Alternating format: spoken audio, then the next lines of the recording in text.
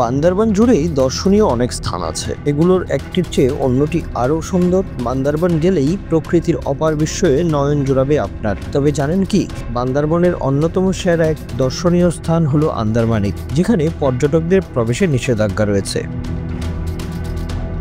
বাংলাদেশের দক্ষিণ পূর্ব সীমান্তে বান্দরবান জেলার পাহাড়ি অঞ্চলে অবস্থিত আন্দারমানিক। প্রকৃতির অপার সৌন্দর্য আর রহস্যময়তা নিয়ে এই অঞ্চল সবসময় আকর্ষণীয়, কিন্তু এই প্রাকৃতিক সৌন্দর্যে ভরপুর এলাকা সাধারণ মানুষের জন্য নিষিদ্ধ। বান্দরবান জেলার থানচি উপজেলার বড়মোদক এলাকায় অবস্থিত আন্দারমানিক। বড়মোদকের পর আর কোনো সেনাবাহিনী বা বিজিবি ক্যাম্প নেই, এ কারণে নিরাপত্তার খাতিরে আন্দারমানিকে যাওয়ার অনুমতি দেওয়া হয় না। এর পেছনে ঐতিহাসিক, রাজনৈতিক, সাংস্কৃতিক ও নিরাপত্তাজনিত কারণও রয়েছে। বান্দরবানের মতো পাহাড়ি অঞ্চলগুলো বরাবরই দেশের মূল ভূখণ্ড থেকে আলাদা। প্রাকৃতিক সৌন্দর্য, নৃতাত্ত্বিক বৈচিত্র্য ও আদিবাসী জনগোষ্ঠীর সংস্কৃতি সবকিছু মিলিয়ে এই অঞ্চল ভিন্নধর্মী। কিন্তু এই সৌন্দর্যের পেছনে লুকিয়ে আছে নানা রাজনৈতিক ও নিরাপত্তাজনিত জটিলতা। আন্দারমানিক এলাকাটির অবস্থান এই কারণেই বিশেষ গুরুত্ব বহন করে। আন্দারমানিক এলাকা কেন পর্যটকদের জন্য নিষিদ্ধ?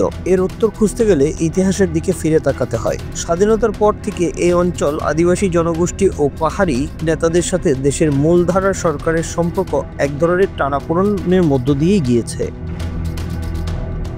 পার্বত্য চট্টগ্রামের রাজনৈতিক জটিলতা, বিশেষ করে 1980 ও 90-এর দশকে শান্তি চুক্তির আগের সময়টাতে এই অঞ্চলের পরিস্থিতি আরও স্পর্শকাতর ছিল। পাহাড়ি জনগোষ্ঠী, বাঙালি সেটেলারদের মধ্যে বিবাদ, ভূমি অধিকার নিয়ে সংঘাত ও সামরিক বাহিনীর উপস্থিতি সব মিলিয়ে এই এলাকা সংঘাতময় হয়ে ওঠে।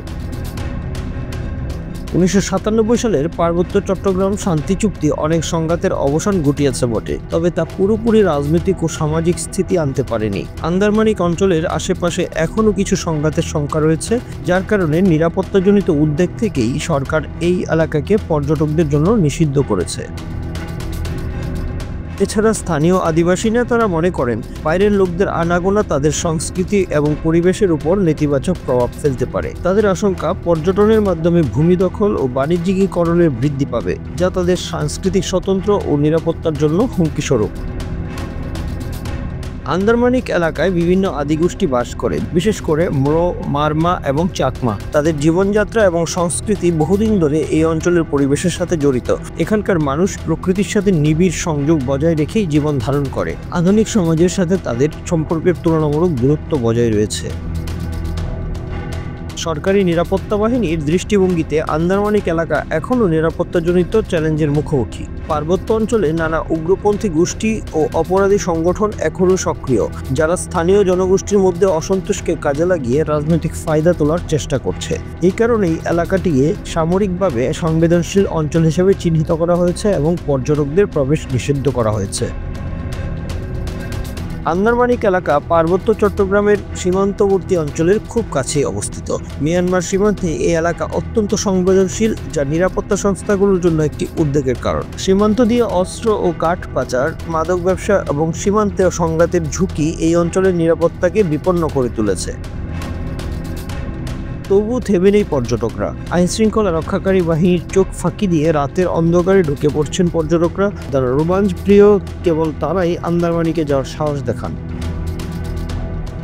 আন্দারমানিকের মূল আকর্ষণ হলো নারেসা জিরি। এর দুই পাশ প্রায় 70 থেকে 80 ফুট পাথরের দেয়াল, যা সমান্তরালভাবে অনেক দূর পর্যন্ত চলে গেছে।